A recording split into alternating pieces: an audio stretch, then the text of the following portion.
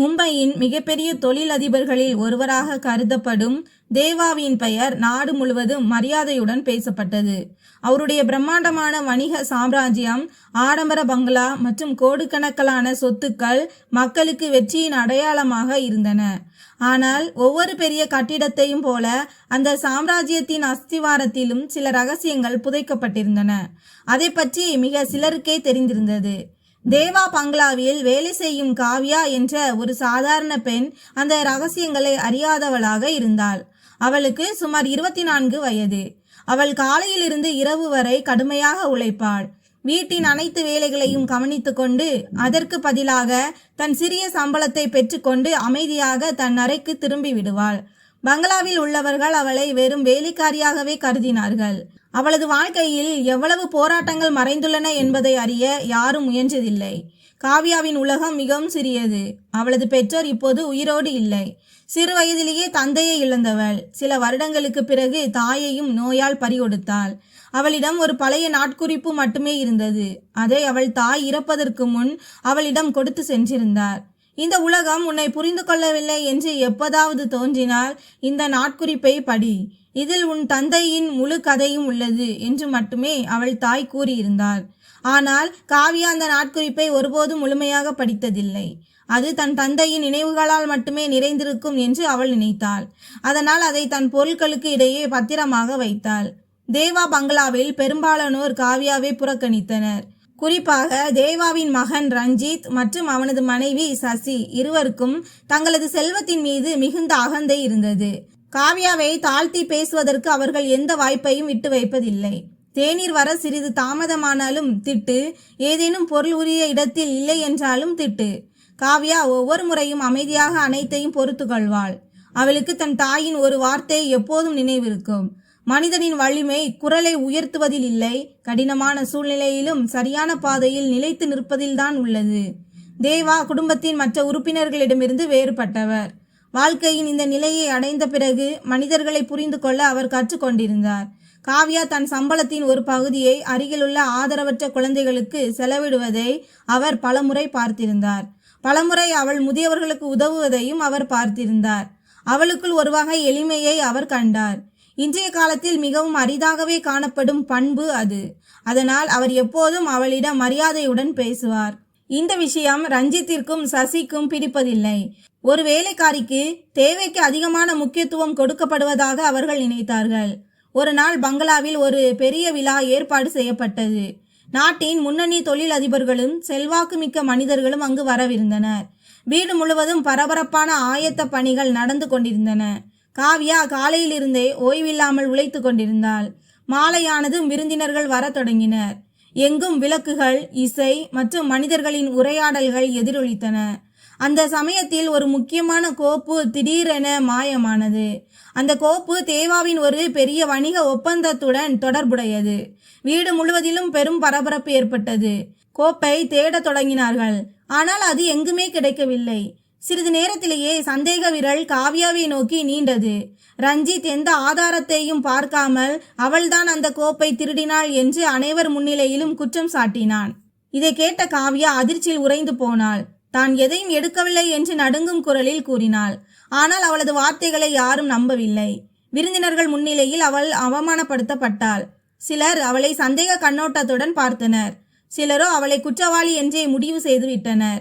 அன்று இரவு காவ்யா தன் அறையில் உட்கார்ந்து கதறி அழுதாள். நேர்மைக்கு எந்த மதிப்பும் இல்லை என்று அவள் உணர்ந்தாள். ஆனால் அடுத்த நாளே உண்மை வெளிவந்தது. அந்த கோப்பு ரஞ்சித்தின் சொந்த அலுவலக பையிலேயே இருந்தது கண்டுபிடிக்கப்பட்டது. அவன்தான் தவறுதலாக அதை அதில் வைத்திருந்தான். பிரச்சனை முடிவுக்கு வந்தது.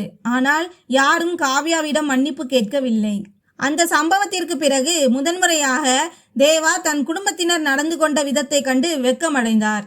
அவர் காவ்யாவிடம் பேச முயன்றார். ஆனால் அவள், ஐயா, சிலர் மன்னிப்பு கேட்டு தவறுகளை திருத்திக் கொள்வார்கள், சிலர் அமைதியாக இருந்து திருத்திக் கொள்வார்கள். நான் யார் மீதும் கோபமாக இல்லை என்று மட்டுமே கூறினாள். அவளது இந்த வார்த்தை தேவாவின் இதயத்தில் ஆழமாக பதிந்தது. அன்று இரவு மற்றொரு சம்பவம் நடந்தது. பழைய சேமிப்பு அறையை சுத்தம் செய்யும் போது காவ்யாவின் பொருட்கள் கீழே விழுந்தன. அதோடு அவளது தாயாரின் அந்த பழைய நாட்குறிப்பும் தரையில் விழுந்தது. நாட்குறிப்பின் சில பக்கங்கள் திறந்தன. முதன்முறையாக அவள் இதுவரை கவனமாக படிக்காத அந்த வார்த்தைகளின் மீது அவளது பார்வை பட்டது.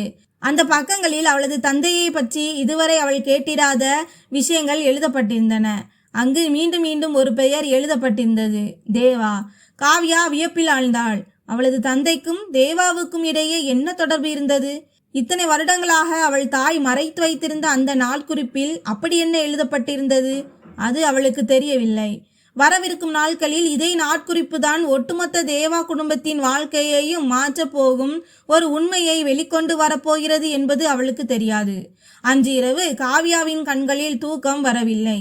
அறையின் சிறிய ஜன்னல் வழியாக வந்த நிலவொளி அவளுக்கு முன்னால் வைக்கப்பட்டிருந்த அந்த பழைய நாட்குறிப்பின் மீது விழுந்தது. இத்தனை வருடங்களாக தன் பெற்றோரின் நினைவாக மட்டுமே அவள் அதனை பத்திரப்படுத்தி வைத்திருந்தாள். ஆனால் இன்றுதான் முதல் முறையாக அது வெறும் நினைவுகளின் நாட்குறிப்பு மட்டுமல்ல, தன் கடந்த காலம் மற்றும் ஒருவேளை தேவா குடும்பத்தின் கடந்த காலத்துடனும் தொடர்புடைய ஏதோ ஒரு பெரிய உண்மையை தனக்குள்ளே மறைத்து வைத்திருக்கிறது என்பதை அவள் உணர்ந்தாள். அவள் நடுங்கும் கரங்களால் நாட்குறிப்பை திறந்து படிக்க தொடங்கினாள். ஆரம்பத்தில் இருந்த சில பக்கங்களில் அவளது தந்தையின் சாதாரண வாழ்க்கையை பற்றிய விவரிப்பு இருந்தது. அவர் அரவிந்த் என்ற பெயர் கொண்ட ஒரு நேர்மையான உழைப்பாளி மனிதர். பல வருடங்களுக்கு முன்பு தேவாவின் கம்பெனியில் பணியாற்றியவர். காவ்யா தொடர்ந்து படிக்க படிக்க அவளது முக பாவனைகள் மாறத் தொடங்கின. இன்று மக்கள் வெற்றியின் அடையாளமாக கருதும் இந்த மிகப்பெரிய தேவா சாம்ராஜ்யம் அதன் தொடக்க நாட்களில் ஒரு மிகப்பெரிய நெருக்கடியை சந்தித்ததாக அந்த நாட்குறிப்பில் எழுதப்பட்டிருந்தது. அந்த சமயத்தில் ஒரு தவறான முதலீடு மற்றும் சில மோசடிகள் காரணமாக கம்பெனி அழியும் விளிம்பிற்கே சென்றுவிட்டது. ஆயிரக்கணக்கான ஊழியர்களின் வேலைகள் ஆபத்தில் இருந்தன. தேவாவும் தன் வாழ்க்கையின் மிகவும் கடினமான காலகட்டத்தை கடந்து கொண்டிருந்தார். நாட்குறிப்பின்படி அதே காலகட்டத்தில் அரவிந்த் உலகத்திற்கு ஒருபோதும் தெரிய வராத ஒரு தியாகத்தை செய்தார். கம்பெனியை காப்பாற்றுவதற்காக அவர் தன் முழு சேமிப்பு, தன் நிலம் மற்றும் தன் குடும்பத்தின் பாதுகாப்பை கூட பணயம் வைத்தார். கம்பெனி மூடப்பட்டால் ஆயிரக்கணக்கான குடும்பங்களின் எதிர்காலம் இருண்டுவிடும் என்பதை அவர் அறிந்திருந்தார். அவர் எந்த நிபந்தனையும் இன்றி தேவாவிற்கு உதவினார். ஆனால் மிகவும் அதிர்ச்சி அளிக்கும் விஷயம் அடுத்து எழுதப்பட்டிருந்தது. பின்னர் கம்பெனி வெற்றி பாதையை அடைந்தபோது சில பேராசை பிடித்த அதிகாரிகள் முழு விஷயத்தையும் அமுக்கிவிட்டதாக நாட்குறிப்பில் குறிப்பிடப்பட்டிருந்தது. வரலாற்று பக்கங்களிலிருந்து அரவிந்தின் பெயர் முற்றிலுமாக அழிக்கப்பட்டது. தேவாவின் உழைப்பால் மட்டுமே கம்பெனி காப்பாற்றப்பட்டது என்று உலகிற்கு சொல்லப்பட்டது. அரவிந்த் இதற்கு ஒருபோதும் எதிர்ப்பு தெரிவிக்கவில்லை. ஏனெனில் அவருக்கு மக்களின் நலனே முக்கியமாக இருந்தது. ஆனால் இந்த அநீதி மெல்ல மெல்ல அவரது வாழ்க்கையை பாதித்தது. பொருளாதார கஷ்டங்கள் மற்றும் மன அழுத்தம் காரணமாக அவரது ஆரோக்கியம் சீர்குலைந்து இறுதியாக அவர் இவ்வுலகை விட்டே பிரிந்தார். காவ்யா இதையெல்லாம் படித்து அதிர்ச்சியில் உறைந்து போனாள். தன் தந்தை இப்படிப்பட்ட ஒரு தியாகத்தை செய்தார் என்பதை அவளால் நம்பவே முடியவில்லை. அவ்வளவு பெரிய தியாகத்தை செய்தும் உலகம் அவர்களை நினைவு கூறக்கூட இல்லை என்பதை அவளால் ஏற்றுக்கொள்ள முடியவில்லை. அடுத்த நாள் அவள் மீண்டும் அந்த நாட்குறிப்பை படித்தாள். இந்த முறை அவளது தாய் நாட்குறிப்பினுள் மறைத்து வைத்திருந்த சில பழைய ஆவணங்களின் பிரதிகளும் அவளுக்கு கிடைத்தன. அவற்றில் சில ரசீதுகள், பழைய ஒப்பந்தங்கள் மற்றும் அவளது தந்தையின் கதையை உண்மை என்று நிரூபிக்கும் சான்றுகள் இருந்தன. காவ்யாவின் மனதிற்குள் புயல் வீசிக்கொண்டிருந்தது. ஒருபுறம் தன் தந்தையை குறித்து பெருமையாக இருந்தது, மறுபுறம் அவர் பெற தகுதியான மரியாதையை அவர் ஒருபோதும் பெறவில்லை என்ற வேதனை இருந்தது. அங்கு பங்களாவில் வாழ்க்கை வழக்கம் போல் சென்று கொண்டிருந்தது. பல வருட பழமையான வரலாற்றையே மாற்றக்கூடிய ஒரு உண்மை காவ்யாவின் கைக்கு கிடைத்திருக்கிறது என்பதை அங்கு யாரும் யூகிக்கவில்லை. தேவாவும் தன் வயதிற்கும் பொறுப்புகளுக்கும் நடுவே அமைதியான வாழ்க்கையை வாழ முயன்று கொண்டிருந்தார். ரஞ்சித்தும் சசியும் இன்னமும் தங்கள் அகந்தையில் மூழ்கி இருந்தார்கள். பணத்தை விட பெரிய விஷயம் உலகில் எதுவும் இல்லை என்று அவர்கள் நினைத்தார்கள். ஆனால் விரைவில் அவர்களின் இந்த எண்ணம் மாறப்போகிறது. சில நாட்களுக்கு காவ்யா யாரிடமும் எதுவும் சொல்லவில்லை. அவள் முதலில் முழு உண்மையையும் புரிந்து கொள்ள விரும்பினாள். அவள் தன் தந்தையின் பழைய நண்பர்களை தேடத் தொடங்கினாள். பலர் இப்போது வயதானவர்களாகிவிட்டனர். ஆனால் சிலர் அரவிந்தை நினைவில் வைத்திருந்தனர். காவ்யா அவர்களிடம் நாட்குறிப்பை காட்டிய போது அவர்களின் கண்கள் கலங்கின. அரவிந்த் உண்மையிலேயே மிகவும் நேர்மையான மனிதர் என்று அவர்கள் கூறினார்கள். மற்றவர்களுக்கு உதவுவதற்காக அவர் பலமுறை தன் சொந்த நலன்களை தியாகம் செய்திருந்தார். ஒரு முதியவர் அந்த நேரத்தில் அரவிந்த் முன்வராவிட்டால் ஒருவேளை தேவாவின் கம்பெனியை காப்பாற்றியிருக்கவே முடியாது என்று கூறினார். இப்போது நாட்குறிப்பில் எழுதப்பட்டவை வெறும் உணர்ச்சி பூர்வமான நினைவுகள் மட்டுமல்ல, வரலாற்று உண்மை என்பது காவ்யாவிற்கு உறுதியானது. ஆனால் அவளது முன்னிருந்த மிகப்பெரிய கேள்வி, இந்த உண்மையை அவள் உலகிற்கு முன்னால் கொண்டு வர வேண்டுமா? அவள் அப்படி செய்தால் ஒட்டுமொத்த தேவாவின் குடும்பத்தின் நற்பெயரும் பாதிக்கப்படலாம். ஆனால் அவள் அமைதியாக இருந்தால் அவளது தந்தையின் தியாகம் எப்போதும் இருளிலேயே புதைந்துவிடும். பல இரவுகள் சிந்தித்த பிறகு, யாரையும் அவமானப்படுத்துவதற்காக அல்ல, தன் தந்தைக்குரிய மரியாதையை பெற்றுத்தர மட்டுமே உண்மையை வெளிக்கொண்டு வர வேண்டும் என்று அவள் முடிவெடுத்தாள். அதே சிந்தனையுடன் அவள் தேவாவை சந்திக்க தீர்மானித்தாள். அவள் அவர் முன் சென்றபோது அவளது கையில் அதே பழைய நாட்குறிப்பு இருந்தது. தான் என்ன பேச வேண்டும் என்று தேவா வியப்புடன் கேட்டார். காவ்யா எதுவும் பேசாமல் நாட்குறிப்பை அவர் முன் வைத்து சில பக்கங்களை படிக்குமாறு கேட்டுக்கொண்டாள். தேவா படிக்க படிக்க அவரது முகத்தின் நிறம் மாறத் தொடங்கியது. அவரது கண்களில் வியப்பு, வேதனை, குற்ற உணர்ச்சி என அனைத்தும் ஒரே நேரத்தில் தெரிந்தன. அவருக்கு பல வருடங்களுக்கு முந்தைய பல சம்பவங்கள் நினைவுக்கு வர தொடங்கின. அரவிந்தின் முகம் அவருக்கு நினைவுக்கு வந்தது. அவரது நேர்மையும் கம்பெனி அழியும் விளிம்பில் இருந்த அந்த சோதனையான காலகட்டமும் நினைவுக்கு வந்தன. அவர் ஒருபோதும் வேண்டுமென்றே அரவிந்தின் பங்களிப்பை மறைத்ததில்லை. ஆனால் வெற்றியிலும் காலப்போக்கிலும் பல உண்மைகள் பின்னுக்கு தள்ளப்பட்டுவிட்டன. ஒரு மிகப்பெரிய அநீதி நடந்துவிட்டது என்பதை இப்போதுதான் அவர் முதன்முறையாக உணர்ந்தார். அறையில் சிறிது நேரம் ஆழ்ந்த அமைதி நிலவியது. பிறகு தேவா மெதுவாக நாட்குறிப்பை மூடிவிட்டு காவ்யாவை பார்த்தார். அவரது கண்கள் கலங்கி இருந்தன. அவர், என் வாழ்க்கையில் நான் பலவற்றை சாதித்து விட்டதாக நினைத்தேன். ஆனால் ஒரு மிகப்பெரிய கடனோடுதான் நான் வாழ்ந்து கொண்டிருந்திருக்கிறேன் என்பதை இன்று உணர்கிறேன் என்றார். காவ்யா அமைதியாக இருந்தாள்.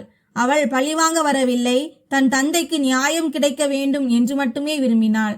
தேவா அதே கணத்தில் ஒரு பெரிய முடிவை எடுத்தார். இனி இந்த உண்மை மறைந்திருக்காது என்றும், தேவா சாம்ராஜ்யத்தின் அஸ்திவாரம் தன் உழைப்பால் மட்டுமே கட்டப்படவில்லை, அரவிந்த் போன்ற நேர்மையான மனிதரின் தியாகத்தின் மீதும் நின்றிருக்கிறது என்பது முழு உலகிற்கும் தெரிய வரும் என்றும் அவர் கூறினார். இந்த முடிவு பின்னாட்களில் தன் தந்தையின் மரியாதையை மீட்டு தருவதோடு மட்டுமல்லாமல் ஒட்டுமொத்த தேவா குடும்பத்தின் சிந்தனையுமே மாற்றப் போகிறது என்பதை காவ்யா யூகிக்கவில்லை. இந்த உண்மை பகிரங்கமாக வெளிவரும் போது, இத்தனை வருடங்களாக காவ்யாவை வெறும் வேலைக்காரியாக மட்டுமே கருதியவர்களுக்குத்தான் மிகப்பெரிய மானக்கேடு உண்டாக போகிறது. தேவாவின் முன் நாட்குறிப்பின் உண்மை வந்த பிறகு அவரது உலகமே மாறிவிட்டதை போலிருந்தது. அன்று இரவு அவர் வெகுநேரம் தன் அறையிலேயே அமர்ந்திருந்தார். அவரது கண்களுக்குள் மீண்டும் மீண்டும் அரவிந்தின் முகம் வந்து கொண்டே இருந்தது. கிட்டத்தட்ட அனைவரும் அவரை விட்டு விலகியிருந்த அந்த நேரத்தில் ஒரு சாதாரண ஊழியர் எப்படி அவருக்கு உறுதுணையாக இருந்தார் என்பது அவருக்கு நினைவுக்கு வந்தது. அரவிந்த் தன் தியாகத்திற்கான புகழை ஒருபோதும் பெற முயன்றதில்லை என்பதும் அவருக்கு நினைவிருந்தது. ஆனால் வெற்றி, காலம் மற்றும் மனிதர்களால் உருவாக்கப்பட்ட கதைகளுக்கு மத்தியில் அவரது பங்களிப்பு மெல்ல மெல்ல மறக்கடிக்கப்பட்டு விட்டது. இப்போது உண்மை தன் கண்முன்னே இருக்கும்போது இதை உலகிற்கு வெளிப்படுத்தாவிட்டால் வாழ்நாள் முழுவதும் தன்னை தானே மன்னிக்க முடியாது என்று அவர் உணர்ந்தார். அடுத்த வாரமே ஒரு சிறப்பு விழாவிற்கு ஏற்பாடு செய்ய தேவா தீர்மானித்தார். கம்பெனியின் மூத்த அதிகாரிகள், பழைய ஊழியர்கள், ஊடகங்கள் மற்றும் பல முக்கிய புள்ளிகள் அந்த விழாவிற்கு அழைக்கப்பட்டனர். இந்த செய்தியால் நகரம் முழுவதும் பேச்சு தொடங்கியது. திடீரென்று இப்படி ஒரு நிகழ்ச்சி ஏன் நடத்தப்படுகிறது என்று மக்கள் யோசித்துக் கொண்டிருந்தார்கள். அங்கே ரஞ்சித்தும் சசியும் கூட வியப்பில் ஆழ்ந்திருந்தனர். இந்த நிகழ்ச்சியை பற்றி அவர்களுக்கு அதிக தகவல்கள் கொடுக்கப்படவில்லை. ஒருவேளை கம்பெனியின் ஏதேனும் புதிய சாதனை அறிவிக்கப்பட போகிறது என்று அவர்கள் நினைத்து கொண்டிருந்தார்கள். ஆனால் இந்த நிகழ்ச்சியில் அவர்களின் வாழ்க்கையின் மிகப்பெரிய பாடம் காத்திருக்கிறது என்பது அவர்களுக்கு தெரியாது. நிகழ்ச்சி அன்று அந்த பெரிய அரங்கம் மக்களால் நிறைந்திருந்தது. மேடையில் தேவா அமர்ந்திருந்தார். அவருக்கு அருகில் காவ்யாவும் இருந்தாள். காவ்யாவிற்கு இதெல்லாம் ஒரு கனவு போல இருந்தது. சிறிது நேரத்திற்கு முன்பு வரை அந்த பெண் இந்த குடும்பத்தின் பார்வையில் வெறும் வேலைக்காரியாக மட்டுமே இருந்தாள். ஆனால் இன்று அவள் மரியாதையுடன் மேடையில் அமர வைக்கப்பட்டிருந்தாள்.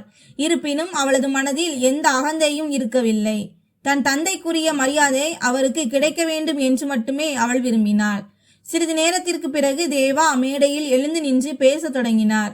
அவரது குரலில் உணர்ச்சிகள் தெளிவாக பிரதிபலித்தன. இன்று தன் வாழ்க்கையின் மிக முக்கியமான உண்மையை மக்கள் முன் வைக்கப் போவதாக அவர் கூறினார். பிறகு அவர் அரவிந்தின் கதையை கூற தொடங்கினார். பல வருடங்களுக்கு முன்பு தன் கம்பெனி அழியும் விளிம்பில் இருந்தபோது ஒரு சாதாரண ஊழியர் தன் குடும்பத்தின் எதிர்காலத்தையே பணயம் வைத்து கம்பெனியை காப்பாற்ற உதவியதை அவர் விவரித்தார். காலப்போக்கில் அந்த மனிதரின் பங்களிப்பு மறக்கடிக்கப்பட்டு விட்டது என்பதையும் அது ஒரு மிகப்பெரிய தவறு என்பதையும் அவர் ஒப்புக்கொண்டார். அரங்கம் முழுவதும் அமைதியாக அவரது வார்த்தைகளை கேட்டுக்கொண்டிருந்தது. இதற்கு பிறகு அவர் காவ்யாவின் தாயாரின் நாட்குறிப்பை அனைவருக்கும் முன்னால் காட்டினார். உலகம் கிட்டத்தட்ட மறந்துவிட்ட அந்த உண்மையை இந்த நாட்குறிப்பு தான் தனக்கு நினைவூட்டியது என்று அவர் கூறினார். பிறகு மேடையில் சில பழைய ஆவணங்களும் சான்றுகளும் சமர்ப்பிக்கப்பட்டன. ஒவ்வொரு சான்றும் ஒரே விஷயத்தை தான் நிரூபித்துக் கொண்டிருந்தன. தேவா சாம்ராஜ்யத்தின் வெற்றிக்கு பின்னால் அரவிந்தின் தியாகமும் நேர்மையும் மற்றவர்களின் உழைப்பைப் போலவே மிக முக்கியமானவை. இதை கேட்டதும் அரங்கம் கைத்தட்டல் ஓசையால் அதிர்ந்தது. பல பழைய ஊழியர்களின் கண்கள் கலங்கின. சிலர் உணர்ச்சி வசப்பட்டு எழுந்து நின்றார்கள். எந்த ஒரு சுயநலமும் இன்றி ஆயிரக்கணக்கான மக்களின் எதிர்காலத்தை காப்பாற்றுவதற்காக தன் அனைத்தையும் பணயம் வைத்த அந்த மனிதரை பற்றி முதன்முறையாக உலகம் தெரிந்து கொண்டது. ஆனால் மிகப்பெரிய தாக்கம் ரஞ்சித் மற்றும் சசியின் மீதுதான் ஏற்பட்டது. அவர்கள் தங்கள் இருக்கைகளில் அமர்ந்தபடி வெட்கத்தால் தலை குனிந்திருந்தனர். பல வருடங்களாக காவ்யாவை அவமானப்படுத்தினார்கள். அவள் மீது பொய் குற்றச்சாட்டுகளை சுமத்தினார்கள். அவளது பொருளாதார நிலையை மட்டுமே வைத்து அவளை மதிப்பிட்டார்கள். இன்று அதே காவ்யா முழு மரியாதையுடன் மேடையில் அமர்ந்திருந்தாள். மக்கள் அவளது தந்தையின் தியாகத்திற்கு சலாம் செய்து கொண்டிருந்தார்கள். நிகழ்ச்சிக்கு பிறகு ரஞ்சித்தும் சசியும் முதன்முறையாக காவ்யாவின் அருகில் வந்தார்கள். அவர்களின் கண்களில் குற்ற உணர்ச்சி தெளிவாக தெரிந்தது. அவர்கள் அவளிடம் மன்னிப்பு கேட்டு தான் ஒரு மிகப்பெரிய தவறை செய்துவிட்டதாக ஒப்புக்கொண்டார்கள். ஆடைகளையும் தகுதியையும் வைத்துதான் மனிதர்களை மதிப்பிட்டு வந்ததாக அவர்கள் கூறினார்கள். ஆனால் ஒரு மனிதனின் உண்மையான மதிப்பு அவனது குணத்தினாலும் செயல்களினாலும் மட்டுமே தீர்மானிக்கப்படுகிறது என்பதை இன்று அவர்கள் புரிந்து கொண்டார்கள். காவ்யா அவர்களின் பேச்சை கவனமாக கேட்டு புன்னகையுடன், என் தந்தை உயிரோடு இருந்திருந்தால் நாம் வெறுப்பை காட்டாமல் பாடங்களை கற்றுக்கொண்டு முன்னேற வேண்டும் என்றுதான் விரும்புவார் என்றாள். அவளது இந்த வார்த்தையை கேட்டதும் இருவரின் கண்களும் கலங்கின. சில நாட்களுக்கு பிறகு தேவா மற்றொரு முக்கியமான அறிவிப்பை வெளியிட்டார். அவர் கம்பெனியின் சார்பில் அரவிந்த் கௌரவ உதவித்தொகை என்ற புதிய கல்வி உதவித்தொகை திட்டத்தை தொடங்கினார். பொருளாதார கஷ்டங்களுக்கு மத்தியிலும் தங்கள் கனவுகளை நனவாக்க விரும்பும் உழைப்பாளிகளான ஏழை குழந்தைகளுக்காக இந்த திட்டம் தொடங்கப்பட்டது. இது வெறும் திட்டம் மட்டுமல்ல, பிறரின் எதிர்காலத்திற்காக தன் நிகழ்காலத்தை தியாகம் செய்த அந்த மனிதருக்கு செய்யும் மரியாதை என்று அவர் கூறினார். மெல்ல மெல்ல காவ்யாவின் வாழ்க்கை மாறத் தொடங்கியது. ஆனால் அவளுக்குள் எதுவும் மாறவில்லை. அவள் முன்பு போலவே பணிவாகவும் எளிமையாகவும் இருந்தாள். தன் புதிய அடையாளத்தை பிறருக்கு உதவுவதற்காக பயன்படுத்தினாள்.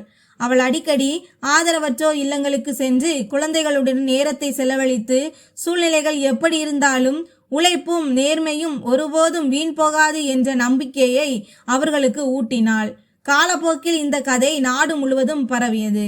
மக்கள் காவ்யாவை வெறும் வேலைக்காரியாகவோ அல்லது ஊழியராகவோ பார்க்காமல் தன் தந்தையின் மரியாதையை மீட்டெடுத்த ஒரு மகளாகவே அறிந்தார்கள். அதே வேளையில் தேவாவிற்கும் வாழ்க்கையின் மிகப்பெரிய பாடம் கிடைத்தது. வெற்றி என்பது மேடையில் தெரியும் நபருக்கு மட்டுமே உரியதல்ல, திரைக்கு பின்னால் நின்று அதை சாத்தியமாக்கிய மனிதர்களுக்கும் உரியது. இப்படி ஒரு பழைய நாட்குறிப்பு மறக்கப்பட்ட ஒரு உண்மையை வெளிக்கொண்டு வந்தது மட்டுமின்றி பலரின் சிந்தனையையும் மாற்றியது. இறுதியாக மரியாதையை ஒருபோதும் பணத்தால் விலைக்கு வாங்க முடியாது என்பதை உலகம் கற்றுக்கொண்டது. மரியாதை என்பது நேர்மை, தியாகம் மற்றும் நல்ல செயல்களால் ஈட்டப்படுவது.